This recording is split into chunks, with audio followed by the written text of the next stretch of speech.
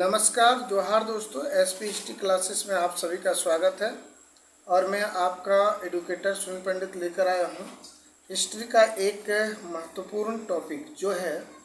आपका टॉपिक का नाम है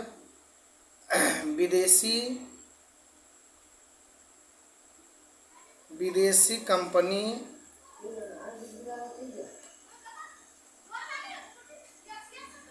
का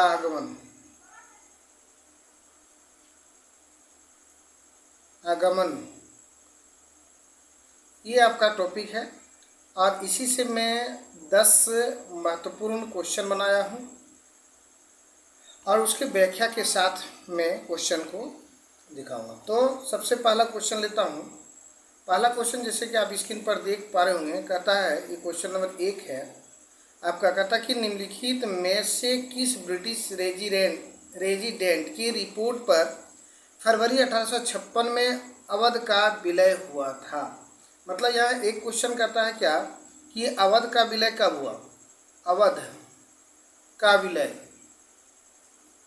किसमें, तो अंग्रेजी राज्य में, या अंग्रेजों ने कब किया, तो 1856 ईस्वी में। उसके बाद 1856 ईस्वी में जब अवध का विलय हुआ था, उस समय अवध मतलब क्या बोलते हैं, ये अंग्रेजों का जो वायसराय थे या गवर्नर जनरल थे, वो कौन थे, तो यहाँ क्या हो जाएगा, लॉर्ड डलहौजी। कौन थे, लॉर्ड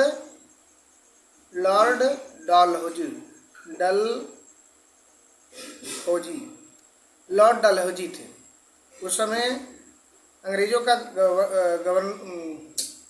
जो गवर्नर जनरल थे वो लॉर्ड डलहौजी थे। चलिए तो बात करता हूँ इसका ऑप्शन पर। कहता है कि कर्नल रिजडम था, कर्नल आउटर्न था, सर WH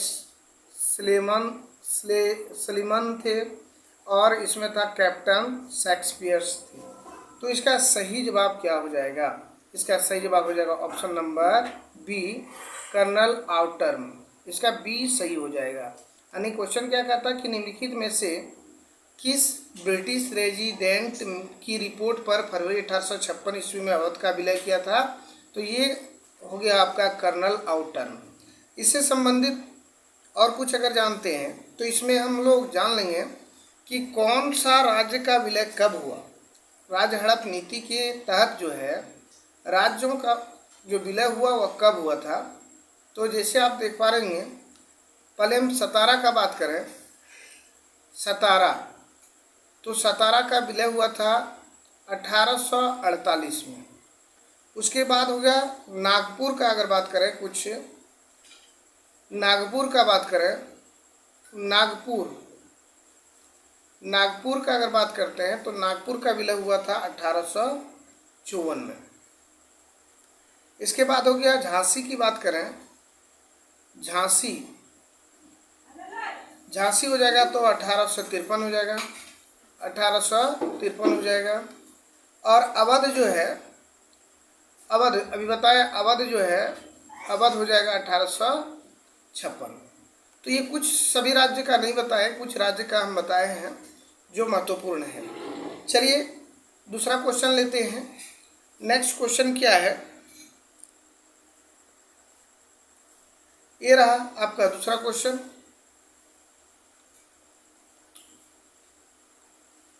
दूसरा क्वेश्चन कहता है, क्वेश्चन नंबर 2 है, कहता है कि निम्नलिखित में से कौन सी पुस्तक अर्नल्ड टाइनबी द्वारा नहीं लिखी गई है। देखिए नहीं लिखी गई है क्या बात करता है, तो ऑप्शन नंबर 1 है डार्विनिज्म इन हिस्ट्री।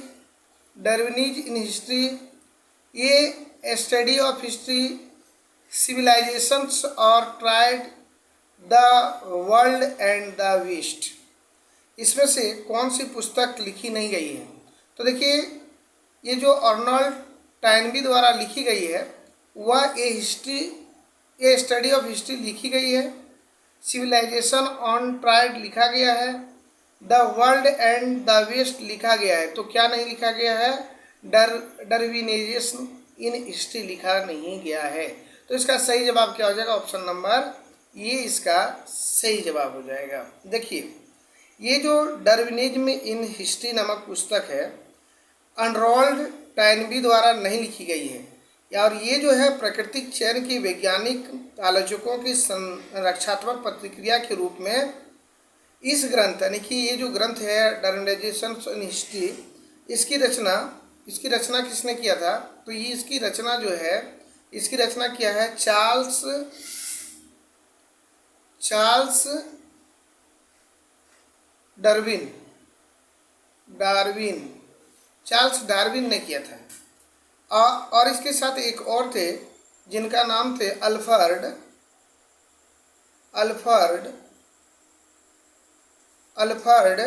रसेल। ये दोनों ने ही किया था, मिलकर किया था। और इस पुस्तक में इन हिस्ट्री की मुख्य प्रणेता चार्ल्स डार्विन को ही माना जाता है, मतलब इसका मुख्य रूप से चार्ल्स डार्विन को ही माना जाता है। चलिए नेक्स्ट को लेते हैं। नेक्स्ट क्या है? नेक्स्ट क्वेश्चन नंबर 3 देखते हैं, और क्या है उसको देखना है। ये रहा क्वेश्चन नंबर 3। इसमें क्वेश्चन नंबर 3 में क्या कहता है कि मालाबार के किस शासक ने 1766 में मैसूर से होने वाले धावे, यहाँ दावे लिखा गया है, ये आपका गलत हो जाएगा, यहाँ दावे हो जाए,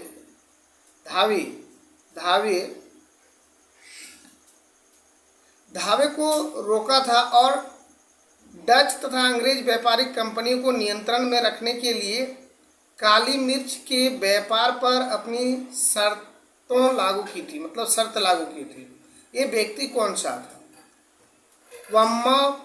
वामा प्लासी राजा, मार्तंड वर्मा, राजा रविराज और अनवरुद्दीन खान। तो इसका सही जवाब क्या हो जाएगा? ऑप्शन नंबर 2 का सही जवाब हो जाएगा क्वेश्चन नंबर 3 का जो सवाल सही जवाब है वो ऑप्शन नंबर 1 हो जाएगा, वामा प्लासी राजा। इसका ऑप्शन नंबर ए सही हो जाएगा। इसमें ये कहानी क्या है, इस पर थोड़ा चर्चा करें तो देखेंगे कि ये 18वीं शताब्दी के उत्तरार्ध में जब मलाबार तट पर हिंदू शासक वामा प्लासी राजा का शासन था। मलाबार तट पर किसका शासक था? तो वामा प्लासी राजा का शासन था। और इसी के शासनकाल में के दौरान जो है ईस्ट इंडिया कंपनी दक्षिण भारत की ओर अपना व्यापारिक और राजनीतिक दोनों कदम को बढ़ाया था, प्रसार किया था। तो इन्होंने ही आपका 1866 में मैसूर के शासक जो थे टीपू सुल्तान के विरोध वामा प्लासी राजा ने अंग्रेजों की सहायता के बदले अंग्रेजों से मौखिक शर्त की थी। ये उसका वर्णन हो गया। चलिए नेक्स्ट क्वेश्चन लेते हैं, क्वेश्चन नंबर 4, और क्या है देखते हैं। ये देखिए क्वेश्चन नंबर 4 आपकी स्क्रीन पर है। कहता है कि किसने यह घोषणा कि बहादुर शाह की मृत्यु के पश्चात मुगलों को राजा की उपाधि नहीं मिलेगी। यानी कि मुगल वंश का जो अंतिम शासक था बहादुर शाह, उनकी मृत्यु के बाद मुगलों को राजा की जो उपाधि मिलती थी वह नहीं मिलेगी।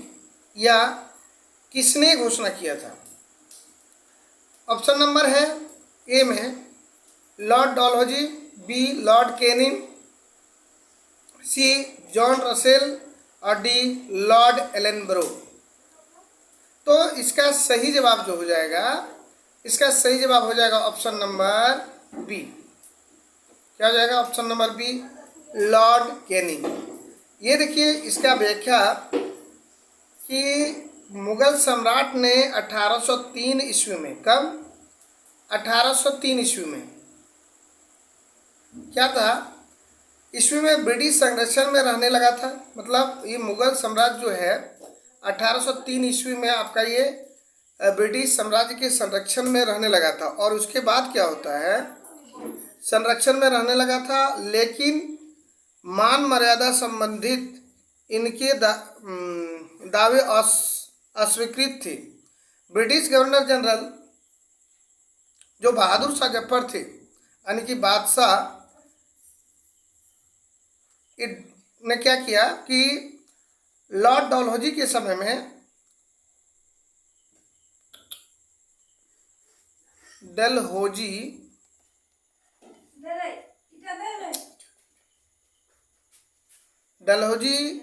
ने क्या किया कि सम्राट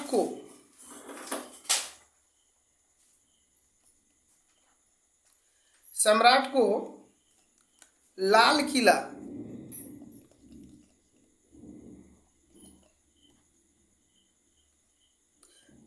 किले से हटाने के लिए कहा, यानी कि हटने के लिए कहा था। ठीक है, तो यही है इसमें। और इसके बाद कहा कि इसके बाद देखिए, इसके बाद डलहौजी के बाद जो है आते हैं आपका डलहौजी के बाद आते हैं लॉर्ड केनिन।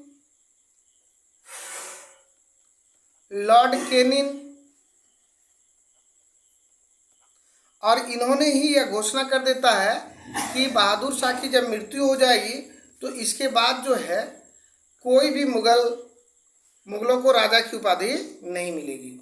नेक्स्ट क्वेश्चन लेते हैं, क्वेश्चन नंबर 5।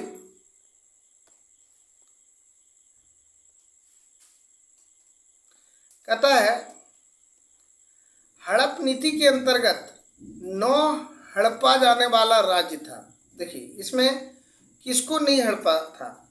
नंबर 1 अवध को, झांसी को, सतारा को, नागपुर को। झांसी, नागपुर और सतारा को हड़पा था। ये हड़प नीति के अंतर्गत झांसी, सतारा, नागपुर इसको हड़पा था। लेकिन अवध जो है, अवध को 1856 में कुछ शासन का आरोप लगाकर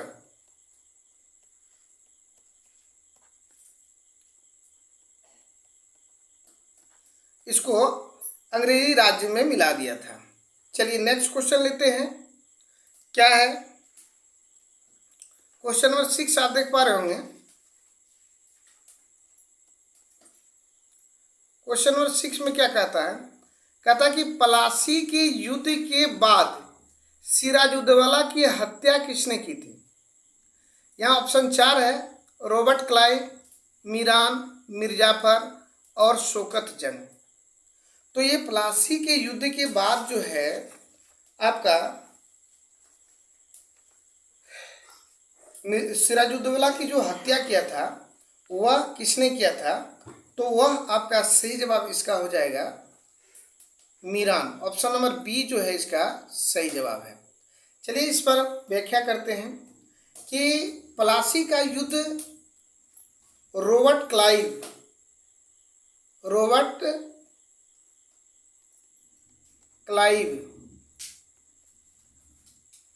और सिराजुद्दौला था। सिराजुद्दौला के बीच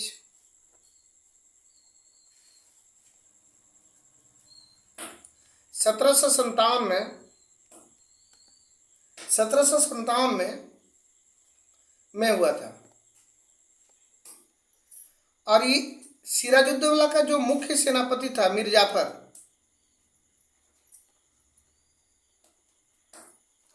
ये क्या हुआ, इसको रॉबर्ट क्लाइव ने मिला लिया, अपने पक्ष में कर लिया। और जब युद्ध शुरू हुआ तो मिर्जाफर जाके रॉबर्ट क्लाइव की ओर से युद्ध शुरू किया। मिर्जाफर ने जैसे ही रॉबर्ट क्लाइव की ओर से युद्ध शुरू किया कि आपका ये सिराजुद्दौला हारने लगे, क्योंकि जब मुख्य सेनापति ही उनके पक्ष में हो गए तो सारा सेनापति उनके ही पक्ष में हो गए। इसलिए इसमें ये युद्ध नहीं था, बस ये लगभग आधे घंटा तक ही चला था।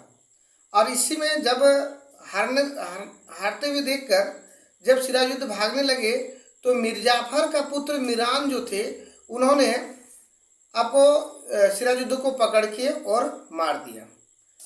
चलिए, इसका बहुत लंबा कहानी है तो मैं अभी उतना नहीं बताऊंगा, वो पूरा डिटेल्स वीडियो में आप देख सकते हैं। चलिए लेते हैं नेक्स्ट क्वेश्चन, क्वेश्चन नंबर 7। जैसे कि आप देख पा रहे हैं, किस भारतीय को प्रथम बार बंगाल का उप दीवान नियुक्त किया गया था? नंबर ए राजा सीताबराव को, बी मोहम्मद राजा खां को, सी असफ खां और डी दुर्गा दास। तो यहाँ देखिए, ये जो प्रथम बंगाल का उप दीवान नियुक्त किया था वह था मोहम्मद रजा खां। मोहम्मद रजा खां यानी बी आंसर इसका सही है। अब इस पर चर्चा करें कि ये उप दीवान इसको क्यों बनाया गया। तो आपका 1765 में क्या हुआ था? इलाहाबाद की संधि।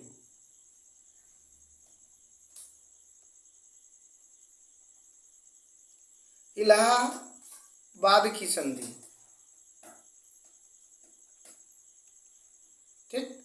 और इस संधि के पश्चात क्या हुआ था? दीवान कार्य के संचालन के लिए कंपनी ने 2 डिप्टी दीवान नियुक्त किया था, माने उप दीवान। इसी समय दीवानी कार्य के लिए, दीवानी कार्य के लिए 2 उप दीवान नियुक्त किया था। 2 उप दीवान नियुक्त किया, जिसमें से बंगाल के लिए जो था, बंगाल के लिए आपका मोहम्मद रजा खां और बिहार के लिए बात करें,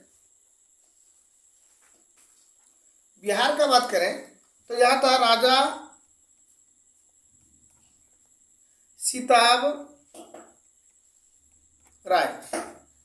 ये 2 उप दीवान थे। चलिए नेक्स्ट क्वेश्चन की बात करें, क्वेश्चन नंबर 8।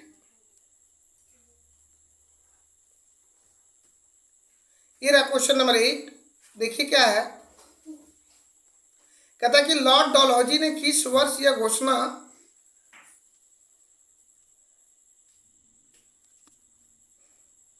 लॉर्ड डलहौजी ने किस वर्ष यह घोषणा कर दी कि मुगल बादशाह बहादुर शाह के उत्तराधिकारी को लाल किला खाली करना पड़ेगा? ये क्या हो गया? 1848 ईस्वी में, ईस्वी में, 1849 ईस्वी में, 1855 ईस्वी में, 1856 ईस्वी में। तो ये घोषणा कब किया था? तो ये घोषणा किया था आपका 1849 ईस्वी में। ऑप्शन नंबर बी इसका सही जवाब हो जाएगा। 1849 ईस्वी में डलहौजी ने यह घोषणा कर दिया था। चलिए नेक्स्ट क्वेश्चन लेते हैं, क्वेश्चन नंबर 9।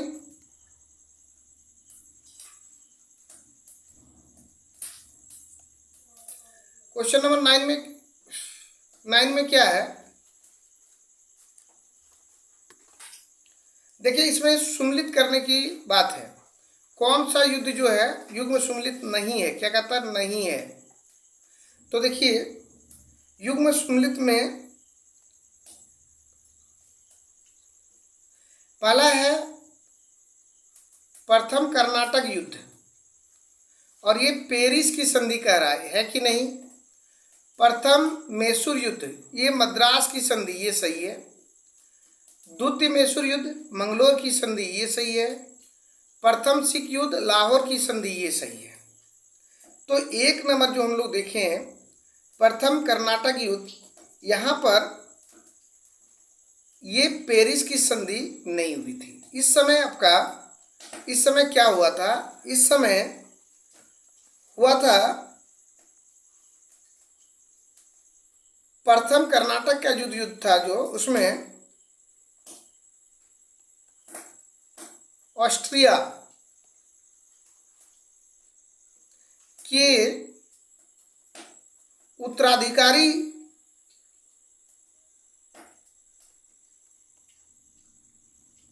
यानी कि उत्तराधिकार का युद्ध हुआ था, युद्ध का विस्तार हुआ था।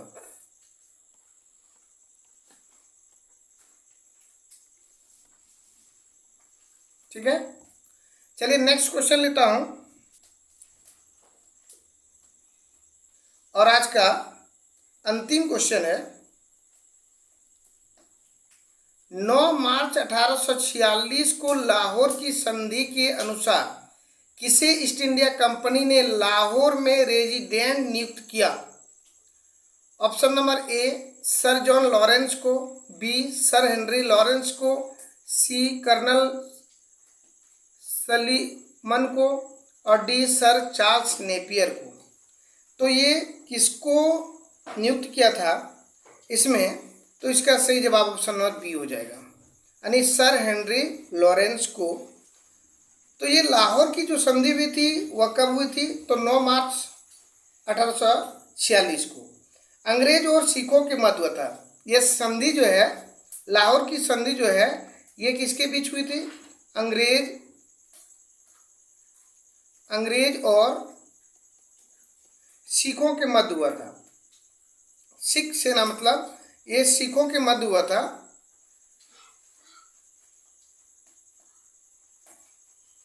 सिखों के मध्य। और इस संधि के कुछ शर्त थे जो मेरे फुल वीडियो में आप देख सकते हैं। तो आज जो है 10 महत्वपूर्ण क्वेश्चन मैं प्रैक्टिस सेट के माध्यम से बताया हूं। अगर वीडियो अच्छा लगे तो वीडियो को एक बार लाइक, शेयर एवं कमेंट जरूर कीजिएगा। और चैनल पर पहली बार है तो चैनल को सब्सक्राइब कर लें ताकि इसी तरह वीडियो आपको मिलते रहे। चलिए मिलते हैं नेक्स्ट वीडियो में, तब तक के लिए जय हिंद, जय भारत।